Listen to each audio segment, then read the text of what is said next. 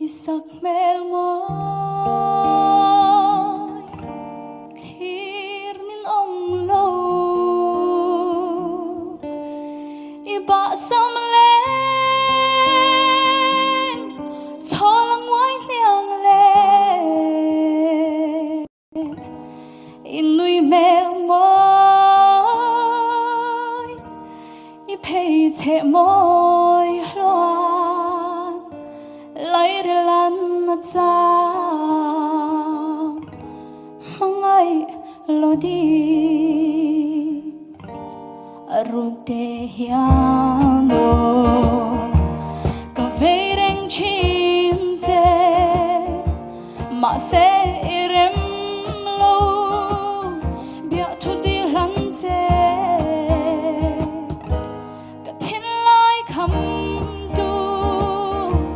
zaleng zong zi nga ngil rengi har nge isak mel moi khir nin ong lo iba sam leng cholang wai niang le inui mel moi i pei che moi lai ri lan na cha mangai lo di angur nun vare yang ve ta lo chuan ro sung le bai chuan tu reng kan nei lo ma se ka thin lai lung ri la hiang mo i cham ring si isak mel moi khir nin om lo iba sam leng cholang wai niang le inui mel moi i pei che moi loan lai ri lan na cha